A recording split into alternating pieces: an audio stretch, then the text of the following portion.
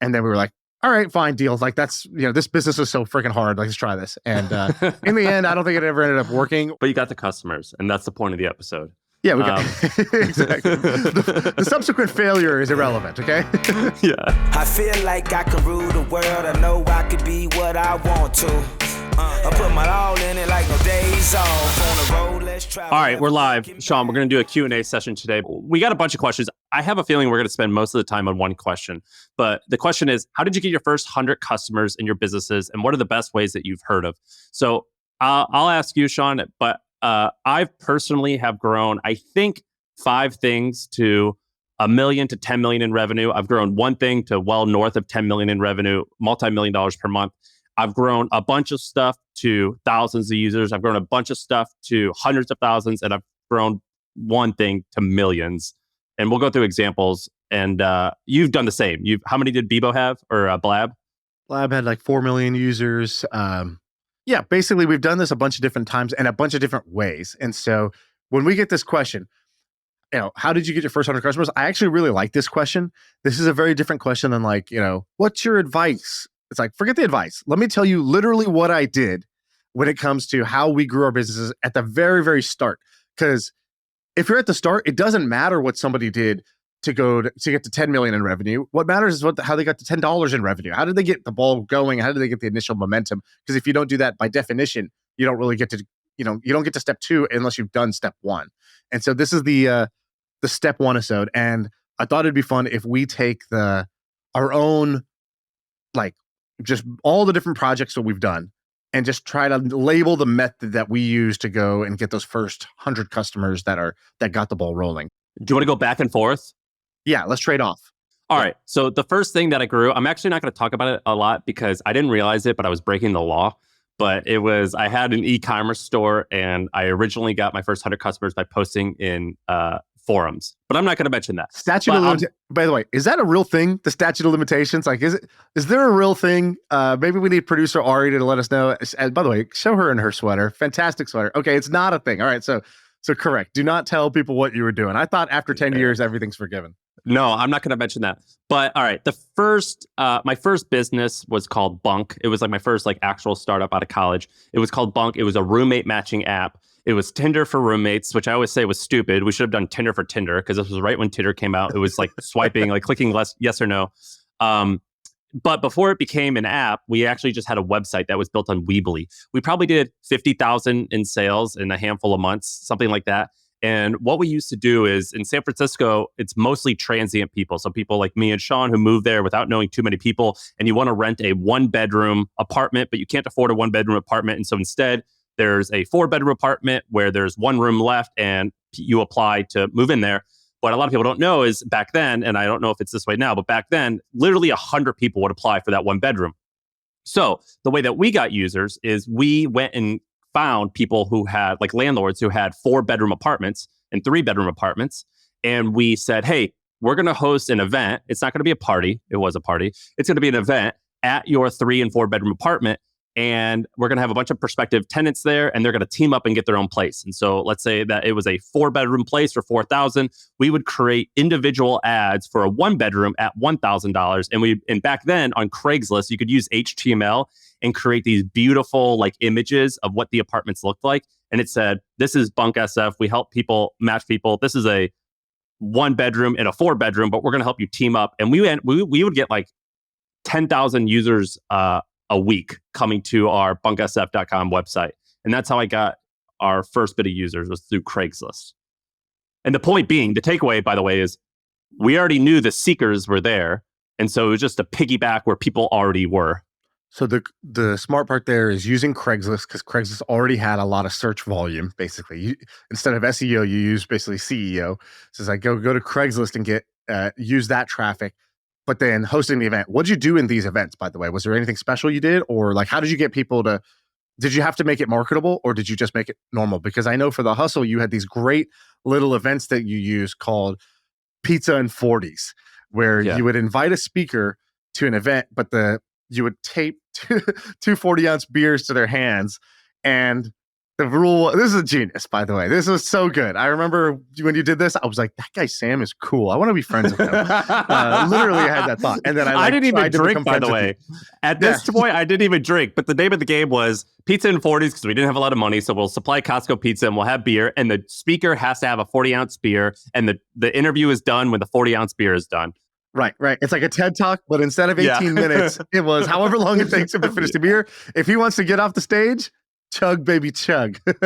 and you get a little bit more loosey-goosey with the questions towards the tail end. And they would get... That was genius. So that one was marketable. Did you have to do that for the apartment thing, or was it as simple as saying, hey, come check out this apartment? We would get like hundreds of applicants for a 4-bedroom, and we just emailed them, and we are very transparent in the ad. It said this is not a 1-bedroom, it's a 1-bedroom and a 4-bedroom. But what we're doing is we're going to host a party with 50 people. Here's the types of people who are coming. Show up at this time. And then they would team up and get a place. And once they got a place, the landlord would tell us it came from us, and we would take money from both the user and the landlord. And we were just really transparent about it. And I would literally like ride my bike at the time to the house and be like, knock, knock.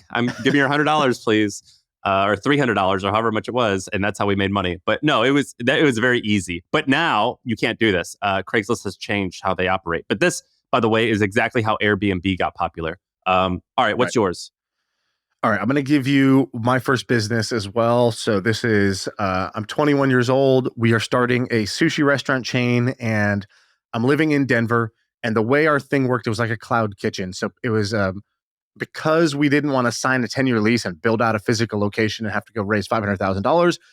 We had a mentor who was like, what if you did a delivery only method, and you rented a commissary kitchen by the hour? I remember we were paying $19 an hour instead of having to. So like the contrast was we were about to sign a 10-year lease with a personal guarantee and drop about $300,000 to $500,000 to build it out. Or for $19 an hour, we could start Monday. And you're 15 years. You're 15 years in the future. I mean, you nailed it. Yeah, we were too early, but still. And so how do we get customers? Back then, DoorDash, Uber Eats didn't exist. So where are we going to get customers for our delivery only restaurant? I didn't know any better. Knowing what I know now, I probably would have just run ads, local ads, maybe Facebook ads, Google ads, something like that for people looking for sushi. But I didn't know that at the time. And ignorance is a bit of a superpower. So the ignorance led us to our planning meeting was like 12 minutes long. It was like, we need customers. So like, hey, we got the kitchen now. Like, we need customers. Hey, I don't know, walk around and ask people. So what I did was I went downtown and I did a version of door to door, but instead of door to door, I did floor to floor. So I went into a skyscraper because I wanted density. So I was like, oh, let me just go to this big office building. There's thousands of people working in this one building, so I don't have to walk around all day. I could just go in the elevator, click 1, get out, and talk to whoever I see. Click 2, get out, talk to whoever I see, and I'll go up, 30 or 40 flights in this building. And what I realized when I was doing this was, it's kind of amazing. I actually recommend this to pretty much anyone, which is when you have a new thing, you have all these ideas about why it's so great, but you haven't actually like pitched it to somebody in a concise way where you have, 30 seconds to a minute to like get your foot in the door, and then maybe another minute to explain what your thing is. And then you got to make a call to action and try to get them to buy. And my pitch really sucked. But because I was floor to floor, it was like high intensity. By floor 20, though. It was solid. I knew. And so what I realized was, okay, you go in, you can't just bother people in an office. You have to find the front desk lady. Her job is to greet a visitor. So I said, okay, that's the accessible person. She also had a lot of clout. And so I learned about basically a local influencer. So when people think about influencers, they think it's got to be a celebrity. But actually, in any pocket of people, there is somebody who is more influential than the rest, any tribe of people. And in an office, that's always the person at the front desk. It's the office manager, the secretary, whatever you want to call it. And so I would go to this kind of office manager and I would say, hey, do you guys ever do, so instead of saying, hey, would you like to eat some sushi? It's like, no, I don't just eat sushi from strangers. I realized pretty quickly that was my first pitch. By floor 2, I was like, all right, I'm not saying that again. So floor 3 and 4, I realized, okay, I should actually ask them, like, do you guys ever do office catering for lunches or whatever for the group? And they would say yes. So I asked a question that had a very simple answer, a yes or no answer. If it was no, then I knew, don't waste my time on this prospect. They're not going to order. But if it was yes, now I had one person who might order 50 lunches in one order, right? Like they would order bulk. And so I would ask them, hey, do you ever order, do you guys ever do catering for office lunches, maybe a birthday or a big meeting or just every Wednesday? And they were like, yeah, we do it every Wednesday. And I'd be like, awesome. I said, when you order, where do you typically order from? Oh, we always do the sandwich place, blah, blah, blah. I said, awesome. If you ever wanted to try something new, we actually just opened up a restaurant and I would love to do a deal with you guys where we actually do it for free one time, right? So I created an offer. I was like, I'd love to bring you a sample tray just for you, and you can invite a couple of people in the office to try it out. If you guys like it, we'll leave a menu with you guys. If you don't like it, no problem. We'll come back, clean it up. And I created an offer. I created an opening question, and I ended up getting my pitch right. And this one thing, we were profitable month one. I remember we made like 13 grand in the first month. And like at the time, everybody said, restaurants, you don't make any money. And we were like, we're doing it. We're making money. This is fantastic. And so this floor to floor sales and understanding who is the gatekeeper, who is the person I need to get on board, and what is the sort of risk-free offer that I can offer them was the way we got our first customers. How much revenue were you doing in year 6? Or not year 6, month year 6? 0, dude. We quit in month 3 because what we realized was we were like, all right, we were making, I don't know, tens of thousands a month. So I think we were doing like maybe 30,000 the first month and a little bit more the second month. And then by then it was like, dude, we were so worn out of the process of running a restaurant. And we kind of had a realization like, great, we can keep scaling this, but that means we're going to have to keep doing this. And it was, we were waking up at 4 a.m, going to the fish market, staying there till 11 at night because we would do private caterings at night and doing dishes. And then like, we didn't know anything. It was so stupid. I didn't realize you should hire people. We just did everything. You were like looking at your partners one day after work and you're like, bail? And they're like, bail. Like, we're out.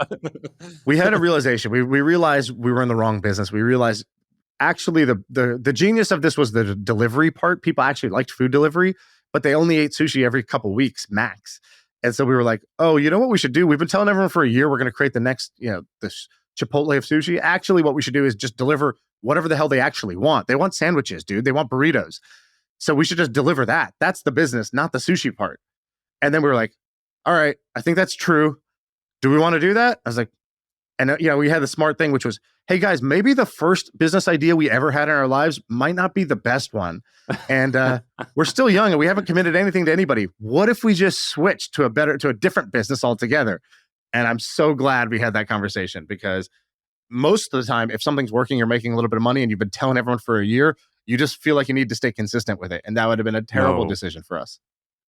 That's hilarious. All right, I'll tell you another one.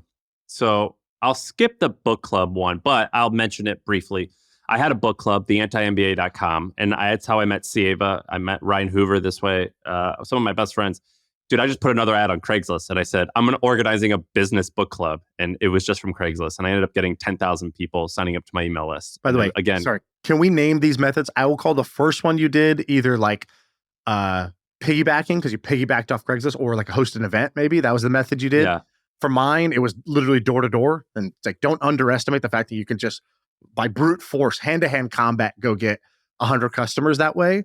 It'll only take you a few days to do that. And this third one, you're talking about the book club. We call it like the magnet. There's something different to it because it wasn't just an event. Because what you did was you found a bunch of like-minded people because there was a filter.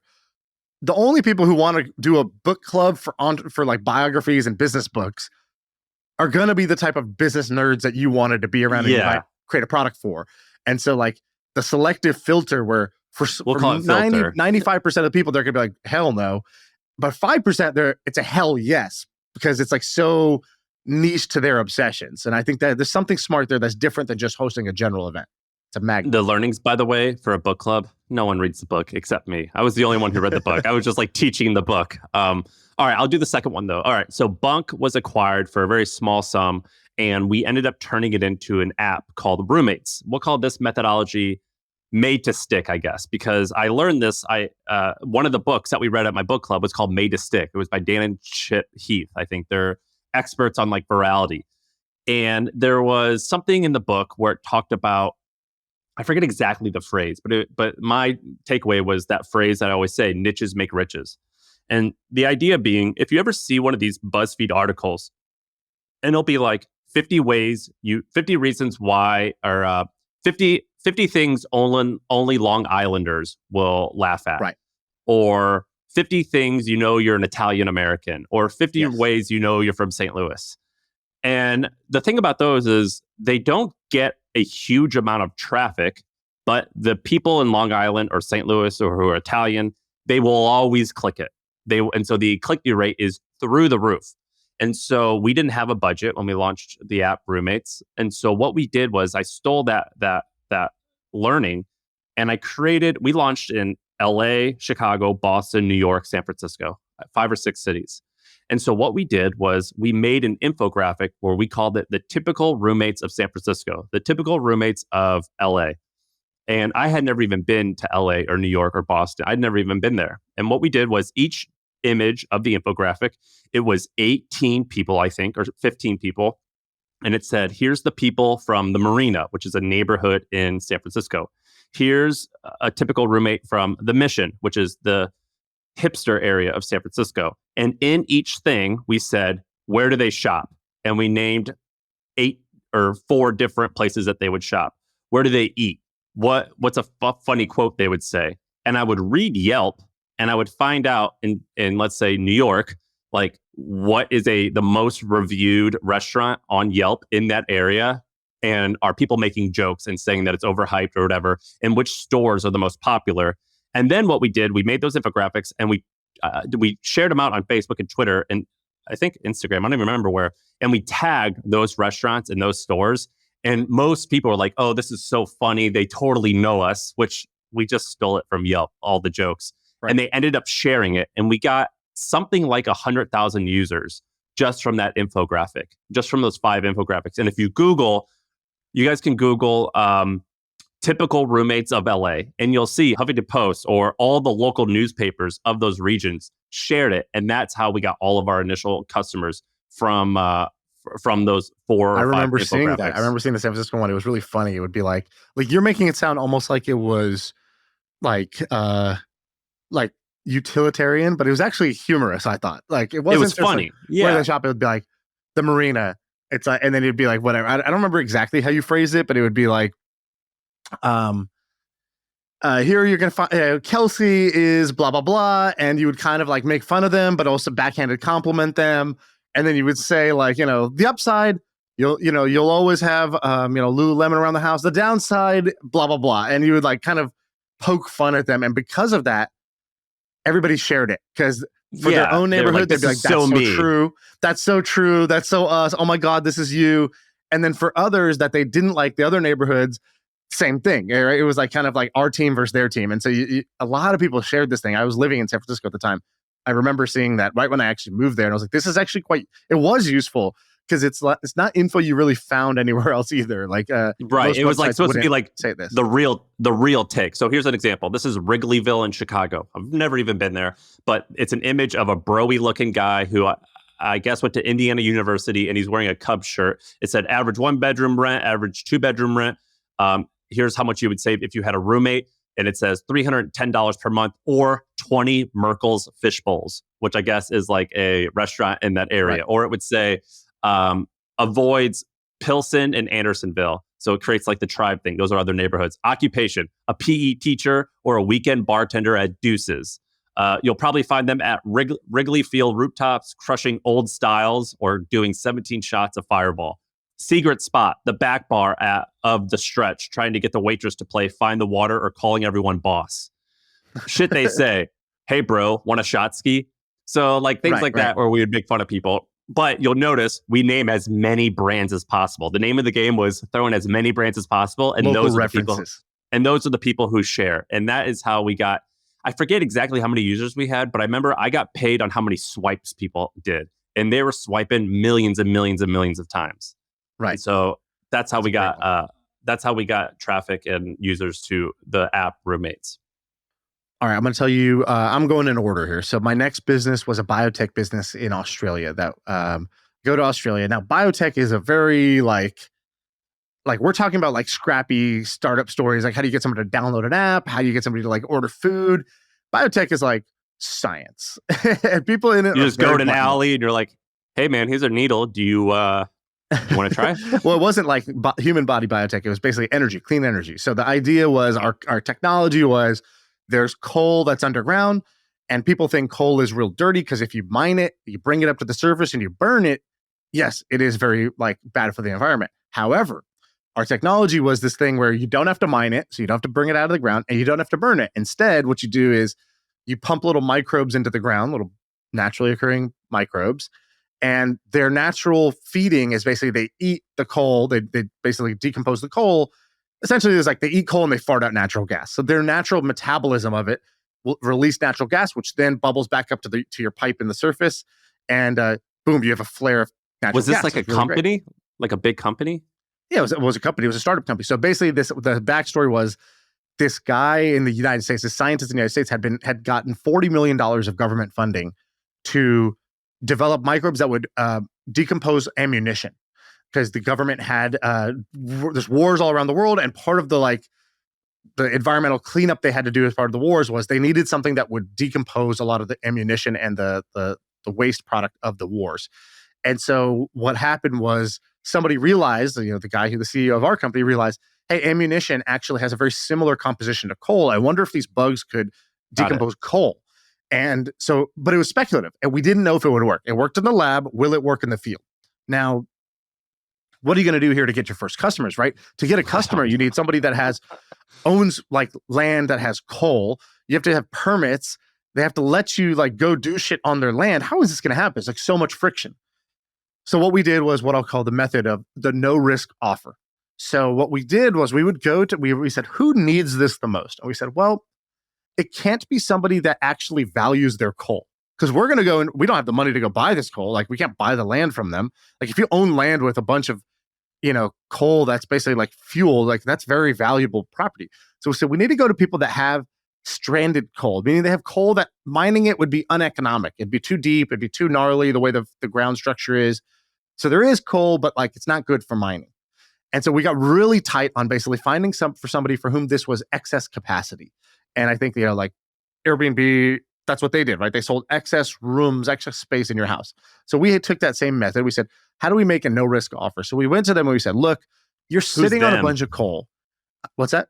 Like, who's an example? Like person? The landowner. We would we looked at the geographic survey. We would find where the stranded coal was, meaning coal that's not economic to be mined.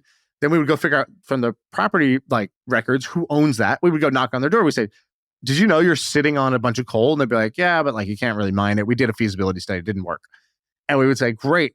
What if I told you there was a way that you could make this many dollars per square foot without mining the coal? And yeah, I'm interested. Okay, tell me more.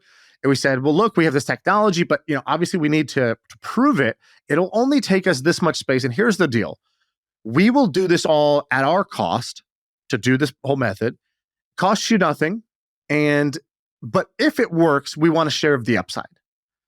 And they were like, okay, so you might make my land way more valuable, and I only pay you if you do it. And if it doesn't work, I'm out nothing. Deal. And so I'll throw in a tray of sushi. Exactly. And so we were able to do this. Now, this is also how Alex Hormozi did his gym launch thing. If you listen to his story, what he would do is he'd go to the gym owners. He'd say, I have a marketing program. They're like, I don't want to buy it. We tried a bunch of marketing things. I don't have enough money anyways to go do this. I'm not going to buy your marketing program for $10,000. So he reworked his offer and he was like, how about this? If I don't increase, I will increase your sales by $100,000 using my marketing method. And all I say is that any of the incremental revenue we bring in, we get to keep 15%. It's like, okay, so you keep 15%, but you don't get anything if you don't raise my revenue. It's like, yeah, if we don't raise your revenue by X, we get nothing. Yeah, no brainer. Hormozi did a no brainer offer. Main Street did the same thing, grew really fast in the tech startup community by saying, hey, there's R&D tax credits available. We will do it for you. We keep 20% or 25% of all the extra tax credits you get. You're not going to do this anyways, so it's just free money for you. And so a lot of people use this no risk offer method. And I think that's a very, very fast way to bypass one of the hardest parts as if you're a new company, which is you have no relationships, nobody trusts you, you have no track record. So you need to offer them something that has zero downside and only upside. How many customers did you get doing that? Well, ironically, what ended up happening was we had 5 interested customers, and then one of them was like, hey, if you're going to do this, I want to own this technology. If it sounds basically don't go to my competitors with this offer. They're going to then they're going to have, all this benefit. I want this. And so then they came back later and they renegotiated the deal and they said, how about this? We'll give you $5 million and the land and we'll do the permitting for you. And then we're like, okay, what's the catch? And they're like, the catch is if this works, we want to be able to buy 50% of the technology for $50 million. And then we were like, all right, fine, deal. Like that's, this business is so freaking hard. Like, let's try this. And in the end, I don't think it ever ended up working, or I'm not sure what actually happened because I left after that deal was signed. I was like, okay, turns out I'm not microbiomes don't even like charcoal. So it turns out that no, it didn't even work in the lab, but it's like, I think it turned out to be kind of expensive. Or what actually happened is this field trial was going to take 5 years to do. I wasn't going to sit around and wait to the conclusion of this. And so I think what happened was like the guy who said yes got fired or took another job. The next guy who came in was like, I don't know. I don't want to fund this. And I have no idea what happened. It kind of died on the vine. But you got the customers, and that's the point of the episode. Yeah, we got exactly. The subsequent failure is irrelevant, okay? Yeah, that doesn't matter. All right, my next one. So I started a conference series called HustleCon. I ended up hosting this event maybe 4 or 5 times. The first time I hosted it, I decided to host it in May, and I think it went. The event happened in July 1 or July 15th. But I had roughly 6 weeks between deciding to do it and it happening, and I think I made $60,000 in revenue, and I think $50,000 in profit. The next year, I think it was something like $180,000 in revenue, and my costs were only $20,000. So whatever that is, that's what I made. And then I did it again, and I think I made like $250,000 in revenue and like $200,000 in profit. And then we hosted a bunch more events. Peak, you did like $600K, right? Yeah, it made each event was doing like a couple times we got close to $1 million. And I made a ton of mistakes. The biggest mistake I made is I made it like a TED event, not like a trade show. Had I made it like a trade show, I probably could have made tens of millions per event, but I just didn't know what I was doing. And I also charged like $300 to attend this event. So I screwed up the business, but I did get a lot of hype right away. And the way that I got hype was I actually found one of my old posts. This one is on Priceonomics. So this guy, Rohan, he had a blog called Priceonomics. And at the time, they were like the best bloggers out there. He was such a good blogger and he would go viral all the time. So he was going to give a talk on content marketing. And what I would do is I think I had 8 speakers. I wrote a blog post every Tuesday and Thursday on each speaker. And I would go to Hacker News and I would go to Reddit and I would figure out which subreddits would this article fit best in. And then later on, in my second thing I'm going to talk about after you go, is I ended up eventually writing blog posts specifically that would get popular in Reddit or on Reddit in different like subreddits. But at this point, I hadn't figured that out. And so right away, I think on the first day of business, I think I got 1,000 people to come to the website. And then after that, it would go to like 1,000 to 5,000 on any given day. And you would go to the website and it would say a funny pop-up that I would get your attention. And I would say, give me your email. And the hustlecon.com, you couldn't even purchase a ticket unless you gave me your email. You couldn't even see all of the details. And so I would get people's email and I would subsequently, like the way I had it set up was I would write blog post number 1, put it on Reddit, blog post number 2, put it on Reddit. The traffic comes, I collect their email. When I get their email, they go into a cycle where they get sent blog post number 1, then they get blog post number 2, and then I would keep writing blog post number 3, number 4, number 5, and I would keep emailing it to the past people. So it was like a cycle, and those people would share just a little bit, and that's how I eventually got 2, 3, 4, 5,000 people coming to the website. And I did another thing where I made the speaker look like a hero. So it was like a glowing article about them, and they would share it within their company, and each employee would share it to be proud. And that's how I got 2, 3, 4, 5,000 people. And I think the email list, if you Google HustleCon Nev blog, so my friend Neville Medora, Nev, Nevblog, he wrote a blog post about how I made $60,000 in like 6 weeks. And I list all the blog posts and emails that I sent. And that's originally how we got our first, I think, 10,000 email subscribers. Is just doing that blogging. And when I say we, I mean me in my kitchen, just like doing this in my crappy San Francisco apartment. That's great. I remember reading those blog posts. They're really good. I highly suggest you go read those. they're detailed and specific, and you literally have screenshots of what you wrote in certain emails. And I think that's really cool to go see. I like when people share those specifics. Oh, do you hear that? Do you hear that? That's No. Dude, that's the thrill of the shill. Oh, I thought we had a pause. I thought we had a pause. I was like, wait, what?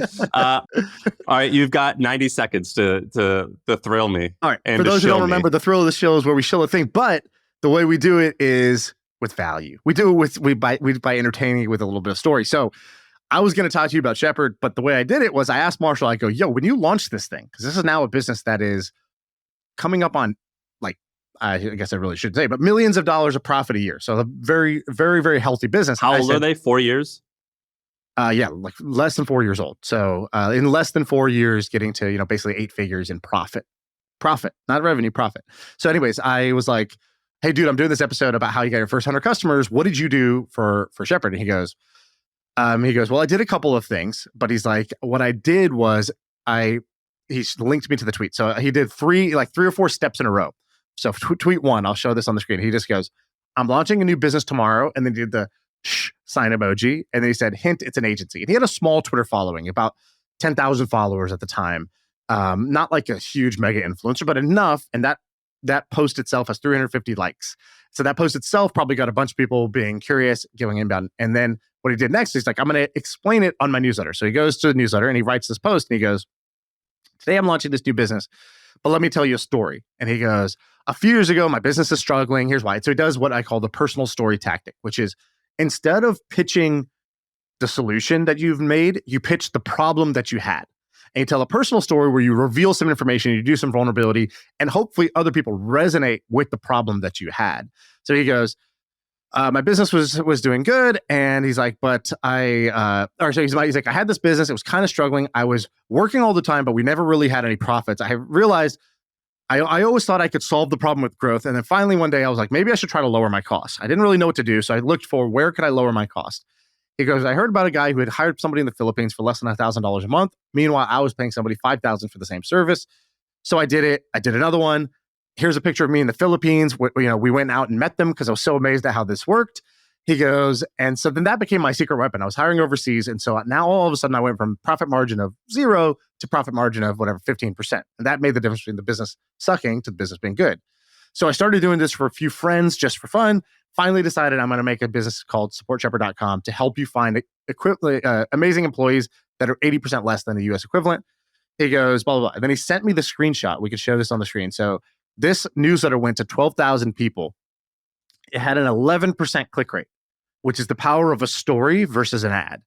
And so normally an ad would get like a 1 to 3% click rate. Exactly. So this is 10 times better. Why is it 10 times better? Because again, he kind of opened up the kimono and told a story.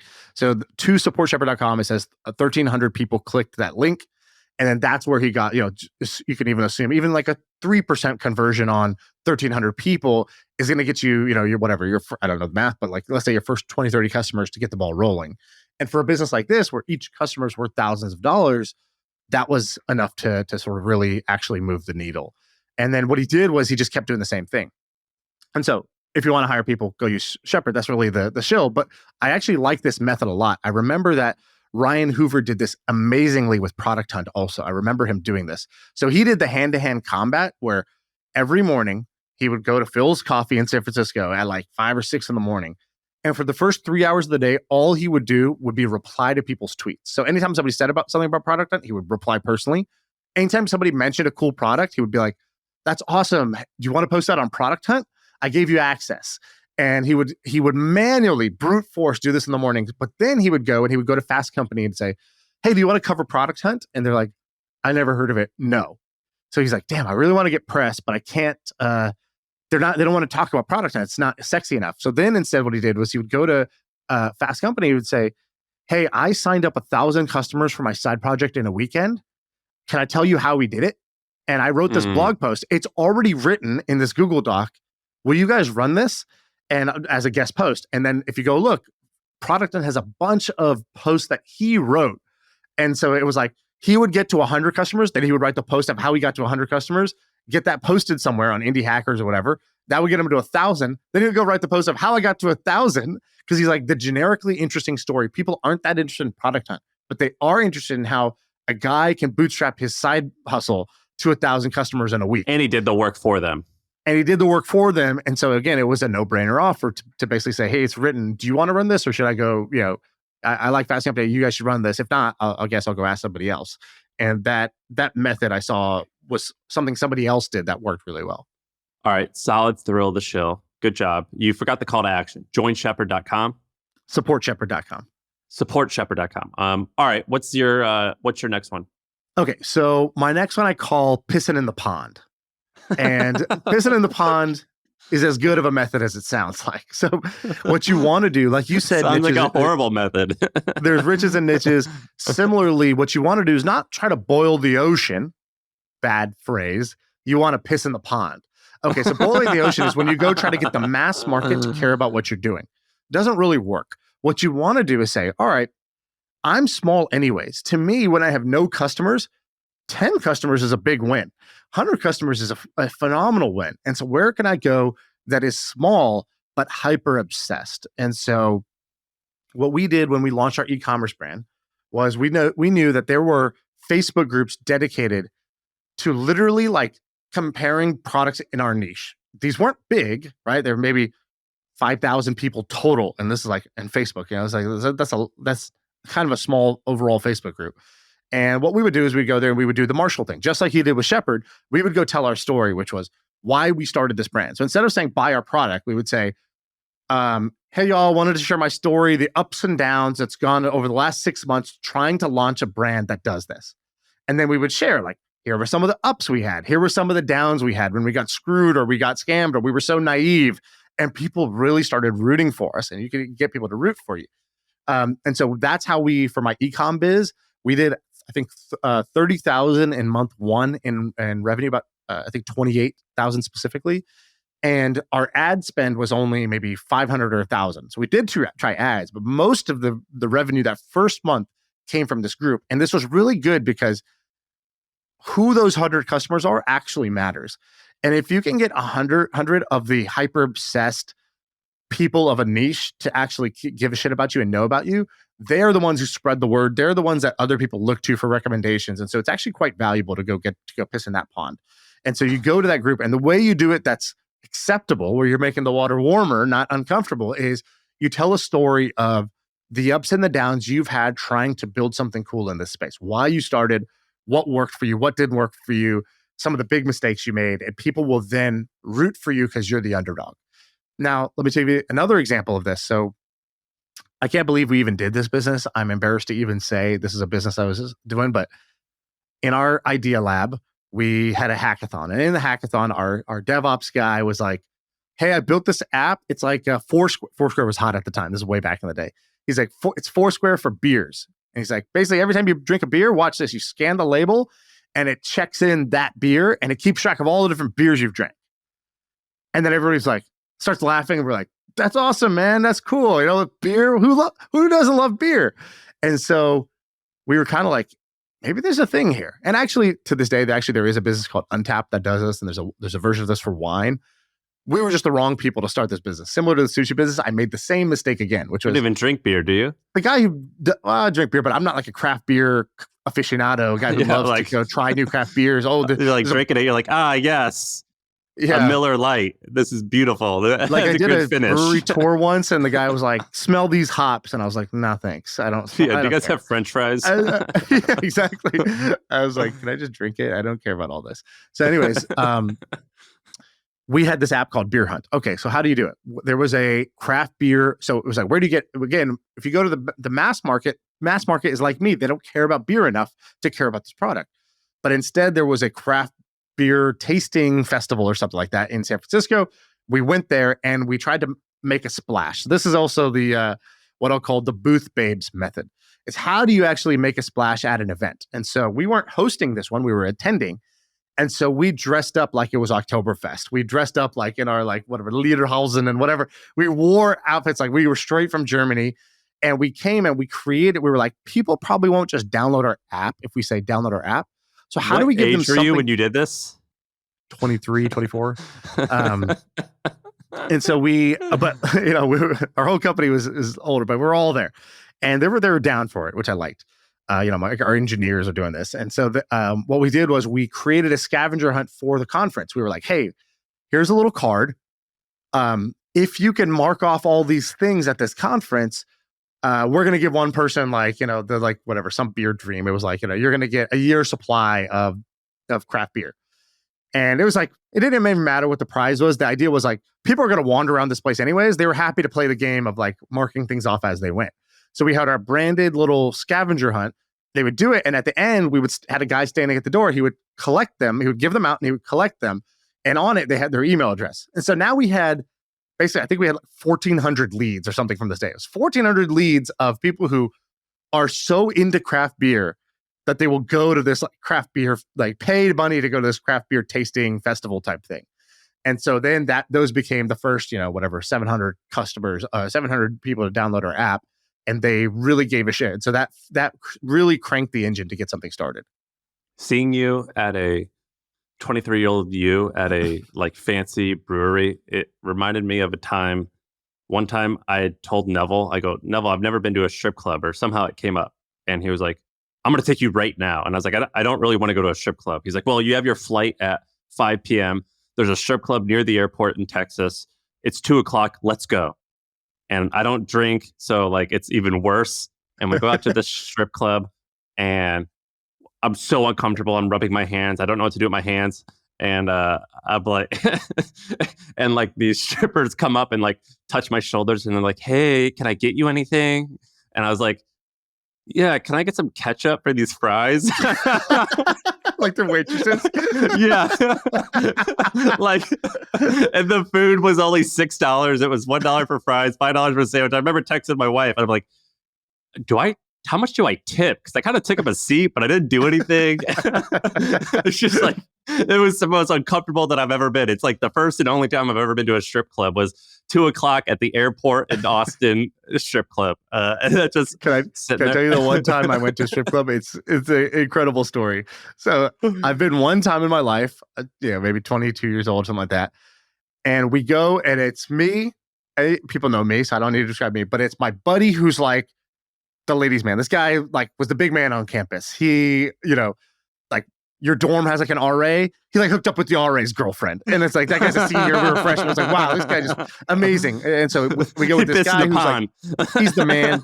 And then we go with our other buddy, who was Mr. long-term relationship. So he's been in a relationship forever and never known this guy not in a relationship, but he had just broken up. And so we go to a strip club, because, in Vegas, they're like, hey, boys, you want some free drinks? Get in this limo. We're like, oh, wow, what's the catch? And they drive you 30 minutes away to a strip club, and now you're here.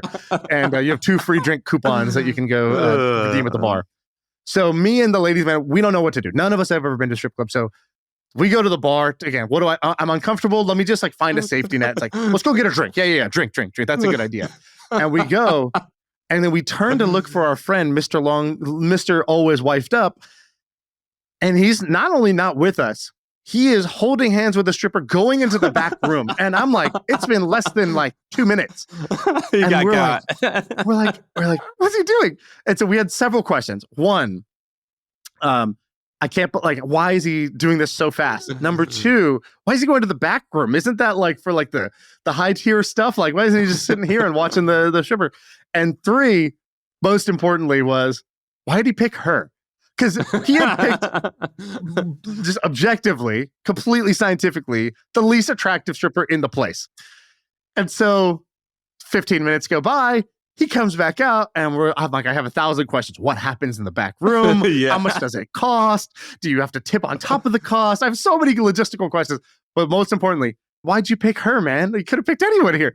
And he goes, oh, you can pick? What? He goes, oh.